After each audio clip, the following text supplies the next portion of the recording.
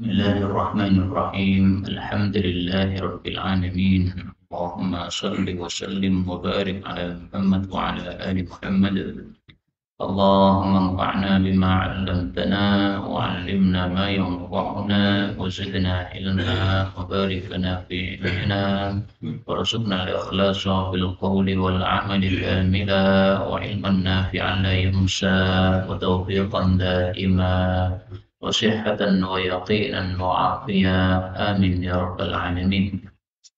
Alhamdulillah kaum muslimin rahimahumullah, kita lanjutkan pengajian matan Ghayat wa Taqrib atau matan Abi Syuja', dan kita sudah sampai pada bab tentang hukum jual beli.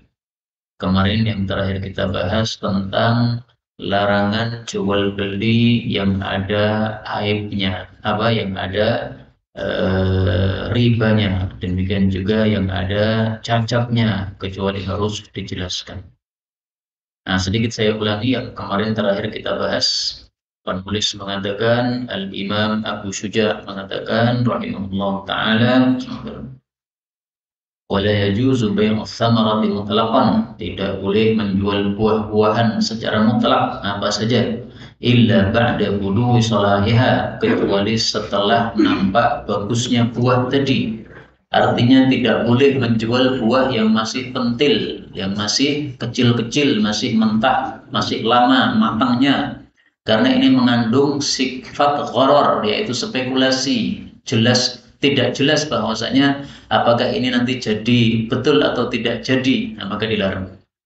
Wala bai'u ma fihi riba, tidak boleh menjual sesuatu yang mengandung riba padanya, bijinsihi, ditukar dengan sejenisnya, rutaban, ketika masih basah. Maksudnya ini adalah larangan menukar makanan dengan makanan. Itu yang dimaksud ma fihi riba, sesuatu yang mengandung riba. Misalnya beras dengan beras, ditukar dengan yang masih basah, baik yang basah itu salah satunya maupun dua-duanya. Kurma itu ada kurma basah, ada kurma kering. Nah, kurma kering ditukar dengan kurma basah, nggak boleh, kecuali apabila kurma kering tadi ditukar dengan kurma kering. Kalau kurma basah ditukar dengan kurma kering, nggak boleh. Kurma basah ditukar kurma basah juga sama, tidak boleh, ya, karena itu masih rutab, masih basah. Illal laban, kecuali susu. Nah, maka susu meskipun dia masih basah dalam bentuk cair, maka ditukar dengan susu yang lain tidak ada masalah. Susu kambing ditukar dengan susu sapi misalnya, atau susu sapi ditukar dengan susu sapi, yang satunya sudah dimasak, satunya belum dimasak. Nah, tidak apa-apa ditukar seperti itu. Meskipun masih basah, namanya susu ya basah, ya masih dalam cair, dalam bentuk cair. Boleh, tidak ada masalah. Tetapi harus memenuhi syarat seperti yang kemarin sudah kita bahas, harus semisal. Kalau susu kambingnya 1 liter, maka ditukar dengan susu sapi juga 1 liter. Susu sapi yang sudah dimasak 1 liter, maka ditukar dengan susu sapi yang belum dimasak juga 1 liter. Sama, harus sama. Kalau tidak sama, tidak boleh. Itu namanya riba. Lah terus gimana ini susu kambing lebih mahal daripada susu sapi? Kalau 1 liter tukar 1 liter rugi. Ya supaya nggak rugi, dijual dengan duit dulu. Ini saya punya susu kambing, saya jual kepada engkau dengan duit. Nah, setelah itu dapat duit, baru kita membeli susu sapi yang dia jual. Begitu caranya supaya tidak mau rugi.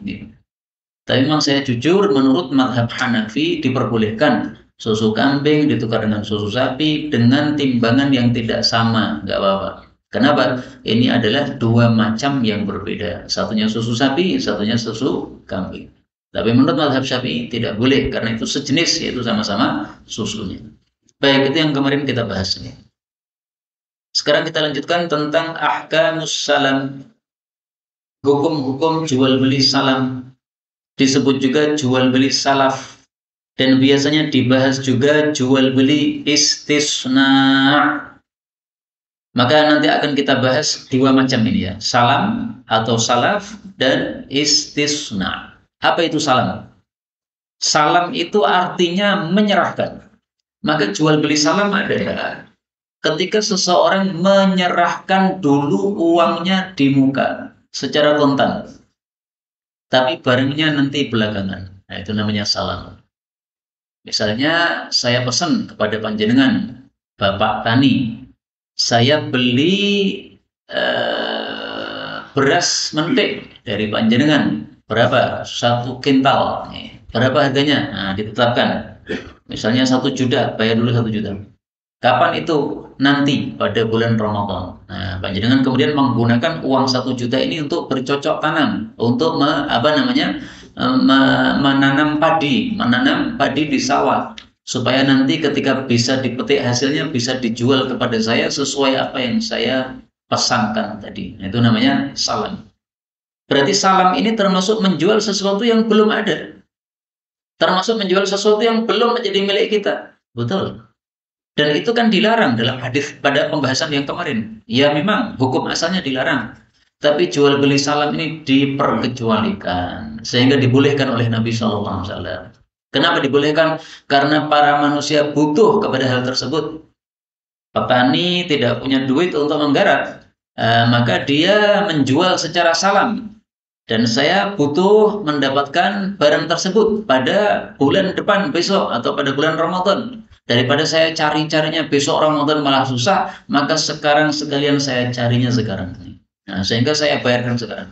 Jadi saya sudah aman, nanti Ramadan nggak pusing lagi cari beras, dan petaninya juga nyaman karena dia punya uang untuk bisa dikerjakan sawahnya. Sama-sama mendapatkan keuntungan. Maka diizinkan oleh Nabi karena diperlukan oleh para manusia. Yaitu salam.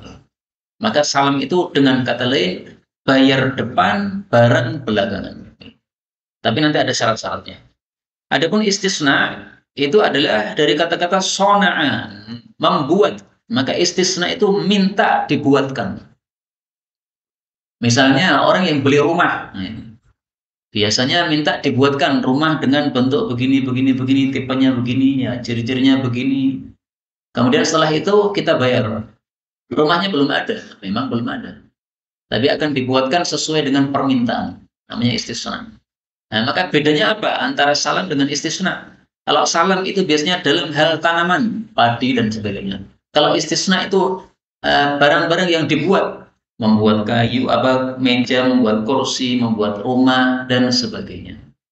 Termasuk juga kalau kita pesan nasi goreng, kita beli nasi goreng. Berapa nasi gorengnya, Pak? 10.000. Ya tolong saya dibuatkan nasi goreng yang pedas, yang manis, yang lezat. Nah kemudian dia buatkan, itu namanya berarti apa? Istisna, karena kita pesan, barangnya belum ada. Bayarnya kapan? Istisna ini boleh bayarnya depan, boleh juga bayarnya belakang. Boleh bayarnya langsung kontan, boleh bayarnya tidak langsung kontan, tetapi dicicil atau dikredit. Nah, maka jual beli rumah dengan cara istisna ini nggak ada masalah menurut mazhab Hanafi, meskipun ada memang perselisihan di antara para ulama. Baik, sekarang kita bahas jual beli salam. Beliau mengatakan, wa yasihhu, dan sah as-salam, jual beli salam, halan secara langsung, wa muajjalan ataupun secara tempo untuk waktu yang akan datang. Fima, untuk barang-barang yang takamala fihi, sempurna pada barang-barang tersebut, khamsu syara'id, 5 syarat. Jadi salam boleh, jual beli salam boleh secara langsung, boleh untuk waktu yang akan datang. Secara langsung, misalnya saya mengatakan, saya salamkan uang ini kepada engkau, saya serahkan uang ini kepada engkau 1 juta untuk engkau berikan kepada saya kitab yang begini ciri-cirinya. Ciri-cirinya disebutkan. Misalnya kitab Bulughul Maram yang apa? Yang cetakan Beirut, yang kertasnya HVS, yang covernya tebal. Nah, disebutkan ciri-cirinya. Kemudian dia menerima uang tadi, kemudian dia mencari barang yang sudah disebutkan ciri-cirinya tadi. Mencari ke toko sana, ke toko sini, ke toko situ. Dia tahu barang-barang itu ada di toko-toko sana-sana itu. Nah, maka setelah dia mendapatkan barangnya, langsung diserahkan kepada kita. Itu berarti halan. Kalau muajjalan itu ditentukan temponya, waktunya kapan. Saya pesan kitab, ini uangnya saya serahkan 1 juta dulu. 1 juta, ini harganya 1 juta sudah sudah disepakati 1 juta. Kapan kitabnya akan dipakai? Kitabnya akan dipakai pada pertemuan depan, pertemuan malam Jumat depan. Nah, berarti dia harus mendatangkan kitab itu pada malam Jumat depan. Itu namanya muajjalan, ditempokan waktunya. Tapi syaratnya harus barang-barang tersebut memenuhi 5 syarat. Syarat pertama, ayyakuna bahwasanya barang tersebut madbuton tertentu bisifat dengan ciri-ciri dengan sifat.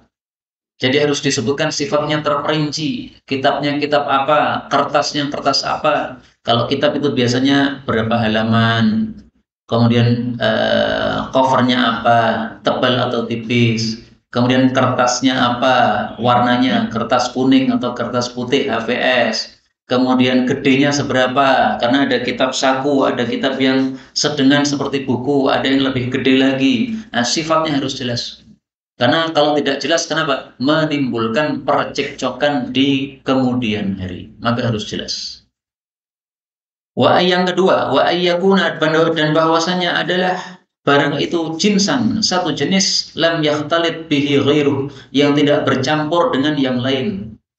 Misalnya jual beli salam beras tadi. Nah, beras ya beras putih, jangan beras campur. Beras putih campur beras merah, itu menyebabkan harganya jadi tidak jelas. Demikian juga kormanya yang jelas. Korma apa yang kamu pesan ini? Korma ajwa. Ya berarti korma ajwa saja, jangan dicampur-campur. Korma ajwa plus korma Mesir plus korma Medina, nggak jelas nanti harganya.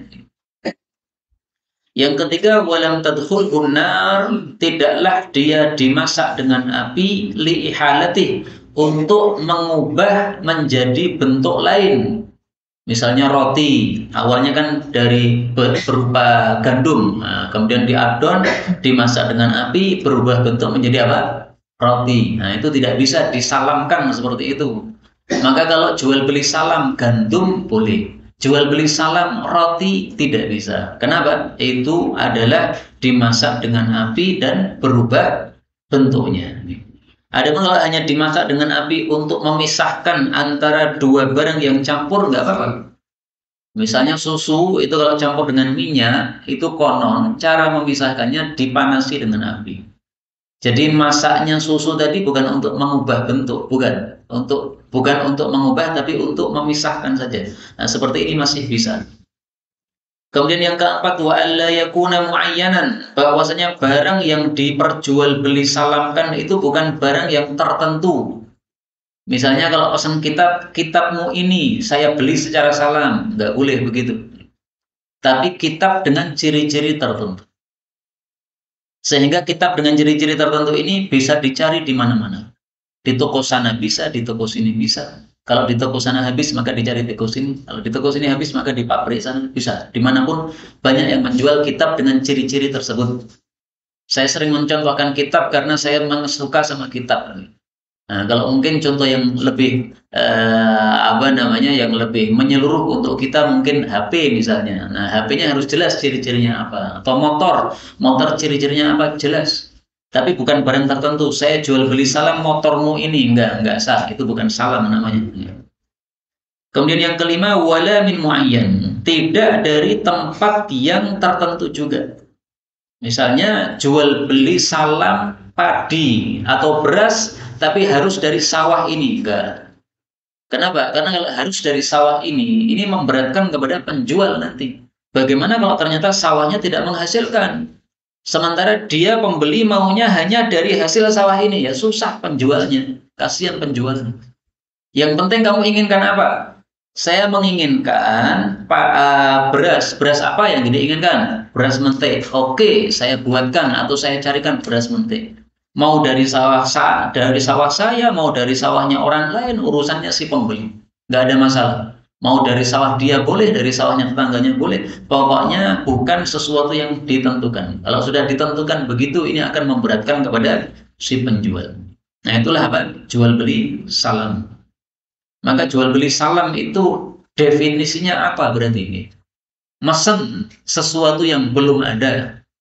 Nanti akan didatangkan pada waktu yang sudah disepakati. tapi bayarnya di depan secara kontan seluruhnya dibayar duluan. Nah, maka dalam fikih itu disebutkan jual beli salam adalah bai'u mausufin fid dhimmah. Menjual sesuatu yang ciri-cirinya jelas, yang menjadi tanggungan si penjual untuk mendatangkan barang tersebut sesuai dengan kesepakatan kapan didatangkannya. Maka apa yang kita lakukan, jual beli online, yaitu termasuk salam juga itu. Biasanya di online itu kan ditawarkan ya. Ini misalnya saya masuk kepada satu marketplace atau pada suatu lapak, nah, di situ saya melihat ada gambar kitab. Kemudian di bawahnya ada apa ciri-cirinya kitab. Kitab ini covernya tebal, kitab ini dicetak oleh penerbit ini, kitab ini kitab impor atau kitab ekspor, ya, kitab lokal maupun non lokal. Nah, dijelaskan terperinci di situ. Sehingga dari penjelasan itu saya bisa mengetahui kitab itu dalam benak saya. Oh, gambarannya kayak begini. Nah, maka setelah itu saya klik, saya beli, nah, kemudian saya bayar dengan transfer dan sebagainya. Padahal barangnya belum ada. Itu hanya penawaran saja, gambarnya ada, tapi barangnya belum ada. Nanti dia akan cari barang itu. Mungkin barang ada di tokonya, mungkin juga tidak. Mungkin di tokonya nggak ada, tapi toko-toko sebelahnya banyak sekali, sehingga dia kalau kehabisan barang itu, dia bisa ngambil dari toko-toko sebelahnya. Yang dia sudah ngerti harganya itu sekian-sekian, maka dia akan jual dengan harga tersebut. Nah, seperti ini berarti namanya apa? Jual beli salam. Lah bagaimana kalau bayarnya tidak langsung di depan? Seperti COD itu kan tidak langsung di depan itu. Saya seringkali beli kitab tapi secara COD. Jadi saya klik, kemudian bayarnya nanti. Nah, barangnya dikirim ke tempat saya, setelah barang datang saya bayar. Itu berarti bukan salam, karena salam itu membayarnya apa? Di depan. Lah berarti boleh atau tidak seperti itu? Ya selama antarodin, saling ridho, nggak ada masalah. Tapi namanya bukan jual beli apa? Salam. Karena sebenarnya inti jual beli itu sebagaimana kata Allah Subhanahu wa taala dalam Al-Qur'an, antaradin minkum. Pada surat Al-Baqarah ayat 233. Kok itu sih? An-Nisa ayat 29. Ya ayyuhalladzina amanu, wahai orang-orang beriman, la ta'kulu amwalakum bainakum bil batil. Jangan makan harta orang lain secara batil. Illa an takuna tijarah, tapi hendaklah secara jual beli, antaradin, saling ridho, minkum, di antara kalian, yaitu si penjual ridho, pembeli ridho. Nah, sudah. Maka kalau dia ridho, saya bayarnya nanti ketika barang datang, dan saya ridho sebagai pembeli bahwasanya barangnya dikirim dulu, kemudian nanti setelah datang saya bayar, saling ridho, tidak ada masalah. Tapi namanya bukan apa? Bukan jual beli salam, karena salam itu diserahkan di depan bayarannya. Maka beliau di sini menjelaskan masalah kedua, syurutu sihhati salam, syarat-syarat sahnya jual beli salam. Kalau tadi syarat-syarat barang yang akan diperjualbelikan secara salam. Maka dalam jual beli salam ini ada dua pembahasan. Pembahasan pertama, barang yang sah untuk jual beli salam. Pembahasan kedua, syarat-syarat supaya jual beli salamnya sah sebagai jual beli salam. Beliau mengatakan thumma, kemudian lisihhatis salam, supaya sah jual beli salam, fihi thamaniyatu syara'id, padanya ada 8 syarat. Wahwa, dan dia adalah, ya, syarat-syarat itu adalah ayyasifahu, bahwasanya dia menyebutkan ciri-ciri barang itu, ba'da dzikri jinsihi, setelah menyebutkan jenisnya, wa nau'ihi, dan macamnya, bisifatil lati yakhtalifu biha tsaman, dengan ciri-ciri yang harga itu menjadi berbeda dengan ciri-ciri tadi. Jadi awalnya sebutkan jenisnya, misalnya korma, nah itu jenis tertentu, korma namanya. Kalau beras ya sebutkan beras, itu jenis namanya. Kemudian disebutkan macamnya, korma apa? Korma ajwa. Kalau beras, beras apa? Beras mente. Kemudian disebutkan sifat-sifatnya.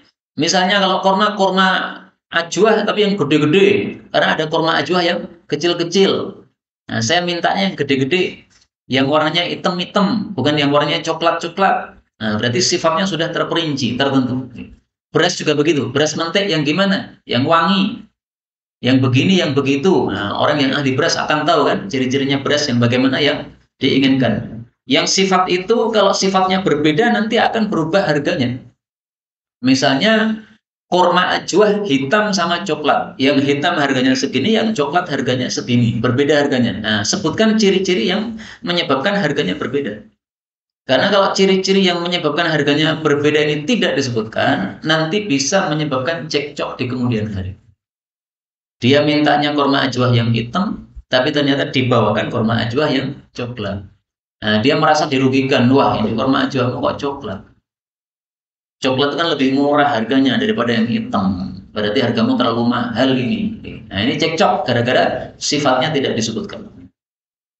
Syarat yang kedua, wa ayyadhkura, harus menyebutkan qadrahu, kadarnya, bima yang fil jahalah anhu, yang menyebabkan tidak lagi jahalah. Jahalah itu tidak jelas.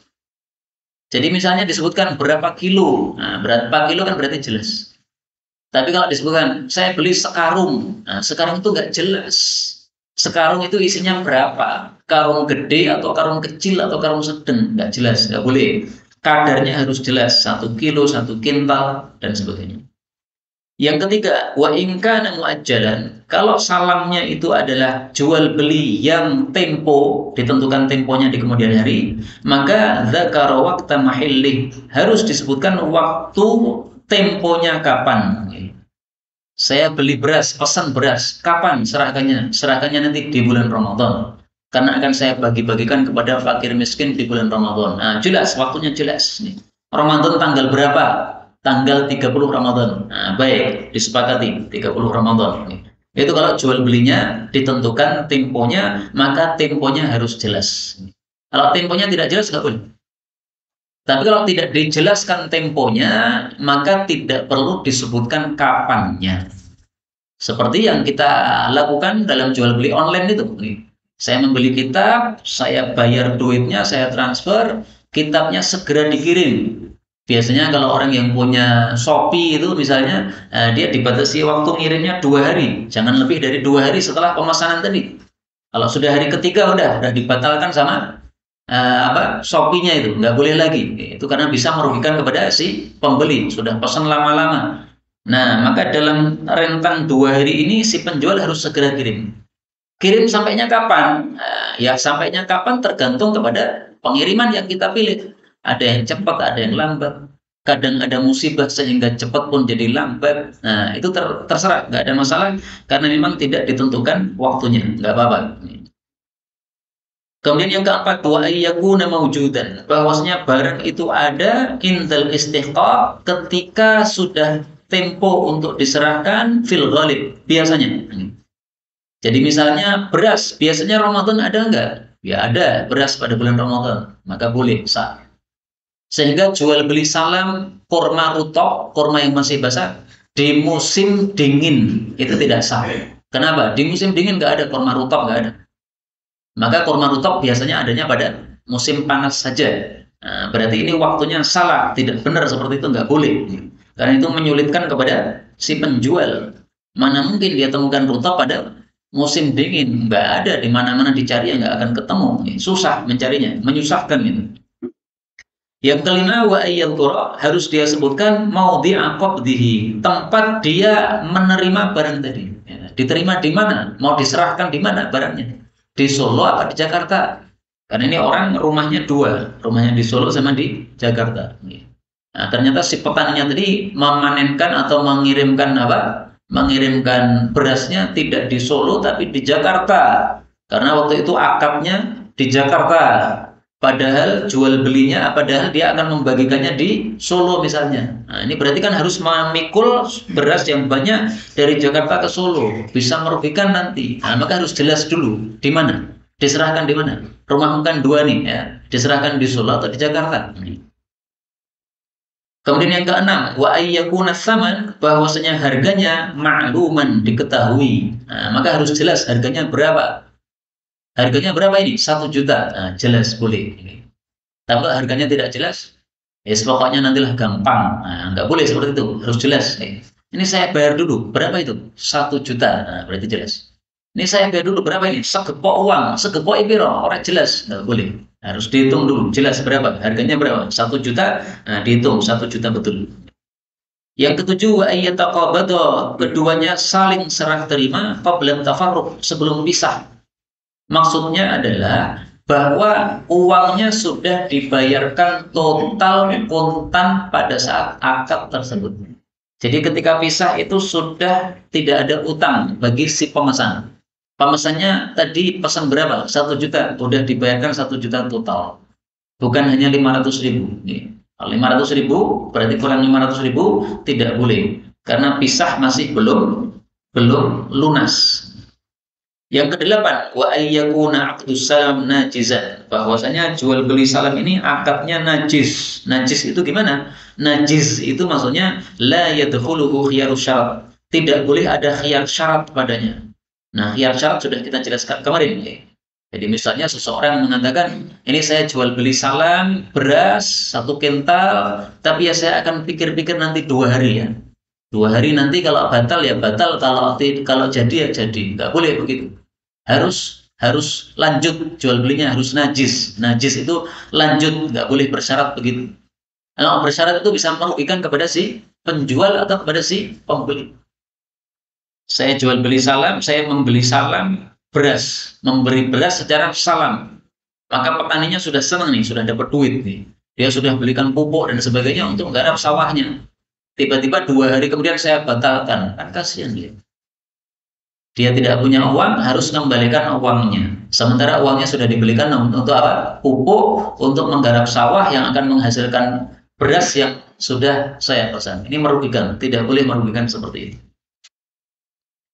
Baik, inilah kaum muslimin rahimani wa rahimakumullah, penjelasan secara ringkas jual beli salam. Maka jual beli salam ini termasuk jual beli yang sering kita lakukan, terutama bagi orang-orang yang membeli secara online.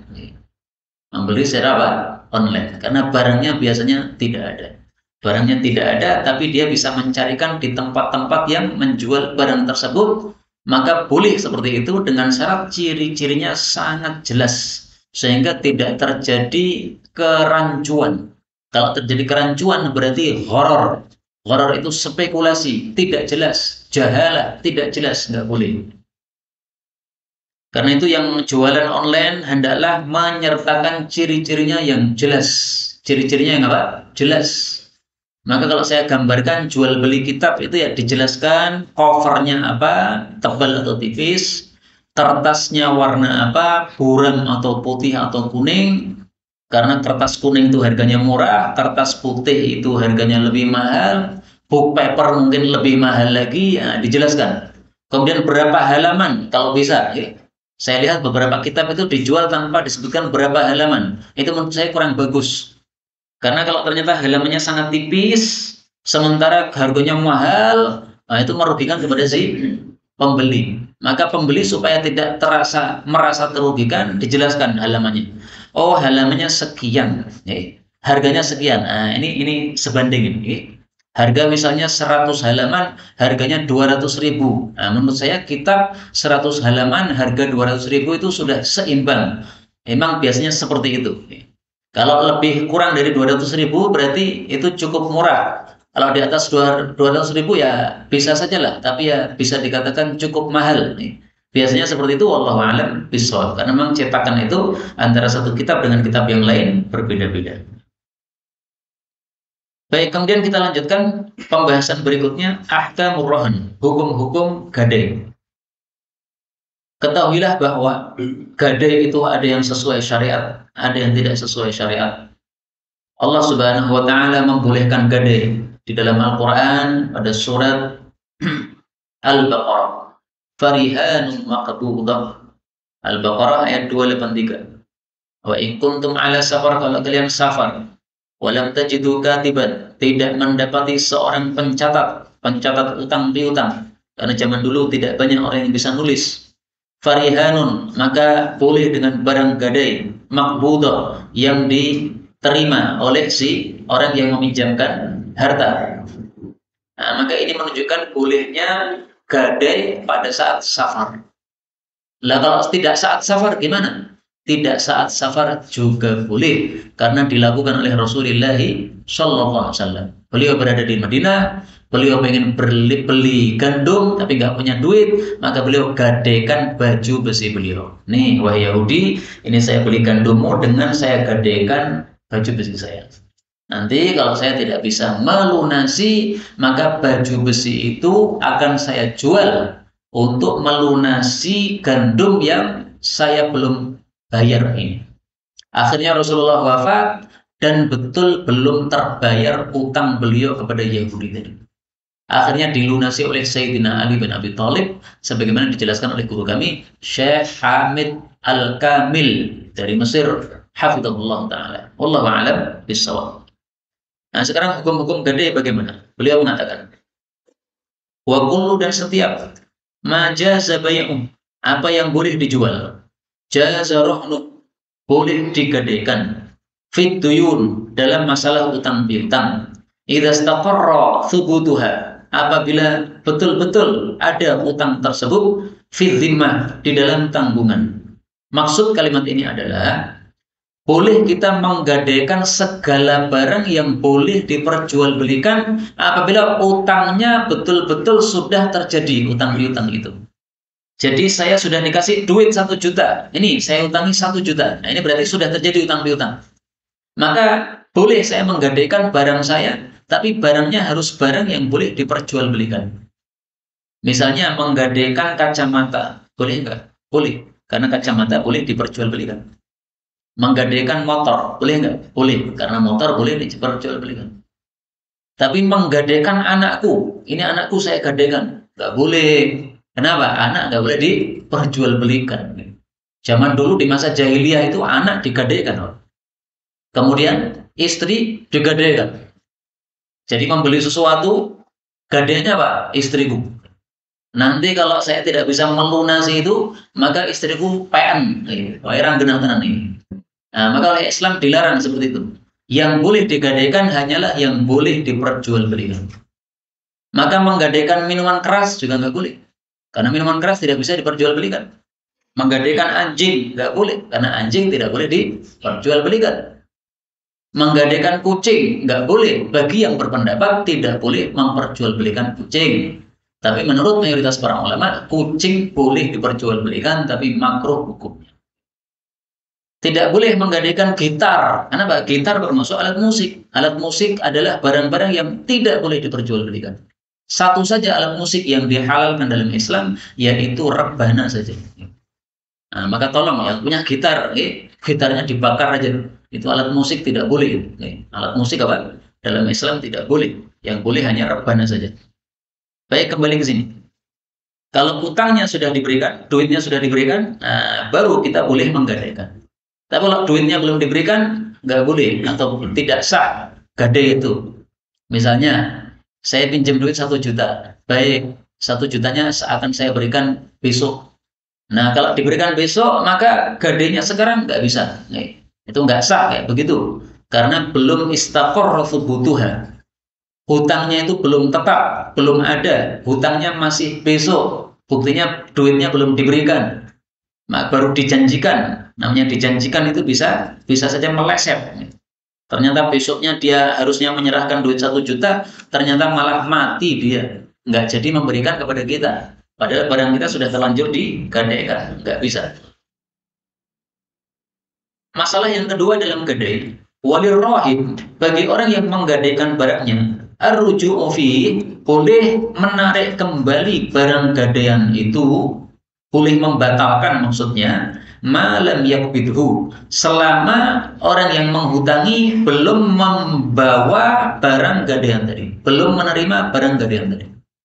Misalnya ini kacamata, saya gadaikan ketika saya dihutangi 1 juta. Kacamata masih saya pegang. Ini saya gadaikan kacamata saya, masih saya pegang. Tapi ternyata kemudian saya berubah pikiran, udah nggak jadi aja, nggak jadi. Nah, akhirnya kacamata saya tarik lagi, boleh.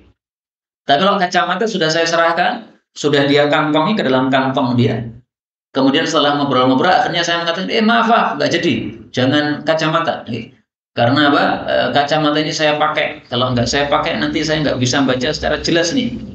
Nggak boleh ditarik kembali, nggak boleh. Kenapa? Sudah terlanjur diserahkan, sudah diterima, maka nggak boleh ditarik lagi. Seperti pemberian, Pak. Pemberian kalau sudah dikasihkan, sudah dipegang oleh orang yang diberi, ditarik nggak boleh. Tapi kalau masih kita pegang nggak apa-apa, dibatalkan nggak apa-apa. Misalnya saya ketemu teman, kemudian karena dia nggak bawa peci, maka saya janjikan, nih saya kasih peci saya ini. Ya, daripada kamu seorang ustadz kok nggak pakai peci, seorang afdal, blas. Mau ngajar kok nggak pakai peci, nggak afdal. Ini saya kasih peci saya. Tapi belum saya berikan, tiba-tiba saya teringat, oh iya, jam ini saya juga mau ngajar ini. Kalau peciku saya berikan kamu, saya ngajar gundulan nih. Nah, maka nggak jadi saya berikan. Pecinya saya pakai lagi. Boleh, karena belum saya serahkan. Nah, kalau pecinya sudah nangkring di kepala dia, maka kemudian saya tarik kembali, nggak boleh. Nah, kalau saya mau ngajar ya, mampir dulu ke tempat apa toko peci, saya beri peci, kemudian baru ngajar di sana. Apa setelah itu? Pembahasan ketiga, wala yadmanuhul murtahin. Tidak menanggung barang tersebut orang yang memberikan utangan illa bita'addi, kecuali kalau dia melampaui batas. Jadi barang gadaian tadi kalau rusak atau dicuri orang, maka orang yang membawa barang gadaian tadi tidak menanggung kecuali kalau dia teledor. Misalnya saya menggadaikan motor saya. Motor saya itu oleh dia ditaruh di luar rumahnya dan tidak dikunci. Akhirnya dimaling orang, nah, maka dia nanggung. Kenapa nanggung? Karena dia teledor, dia ta'addi, dia melampaui batas. Tapi kalau dia tidak melampaui batas, tidak teledor, maka dia tidak nanggung. Misalnya motornya sudah dimasukkan di rumah dia. Ternyata malam-malam ada maling mencongkel pintu rumahnya. Akhirnya motornya diambil. Nanggung nggak itu? Nggak nanggung. Kenapa? Dia tidak teledor sama sekali. Maka itu dianggap saja sebagai apa? Musibah. Saya sebagai pemilik motor ya musibah itu. Motor saya hilang padahal motornya untuk gadaian.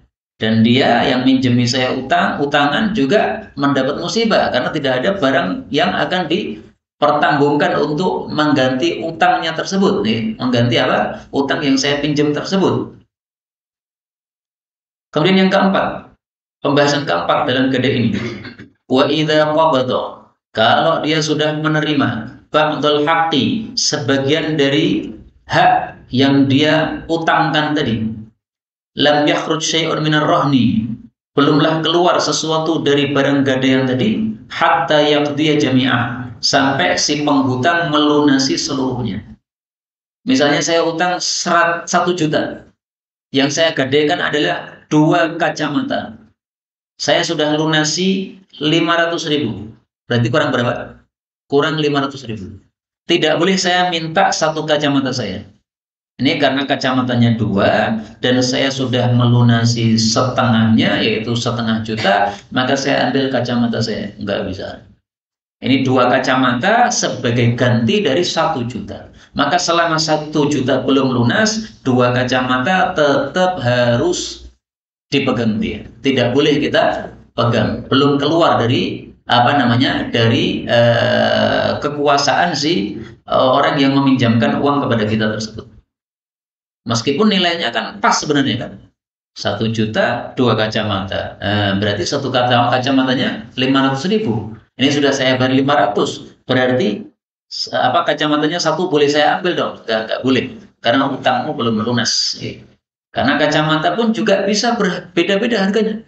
Ternyata kacamata yang diambil itu yang harga 1 jutaan. Sementara kacamata yang disisakan tadi harga 100 ribuan. Nah, berarti kan curang ini. Kacamata yang mahal dia ambil. Padahal kacamata satunya tidak bisa untuk melunasi utang yang tersisa 500.000 tadi. Nah, maka di sini tidak diperbolehkan gara-gara seperti itu. Inilah kaum muslimin rahimani wa rahimakumullah, 2 pembahasan yang kiranya sudah cukup untuk kita pelajari pada pertemuan kali ini. Adapun pembahasan berikutnya tentang hijr, ini insya Allah di waktu yang akan datang. Mudah-mudahan Allah Subhanahu wa taala memberikan kesempatan kita untuk melanjutkan pengkajian kitab ini sampai dengan kita memahaminya secara sempurna. Amin ya rabbal alamin. Sisa waktu kalau ada pembahasan kita persilahkan, baik yang berkaitan dengan tema maupun secara bebas.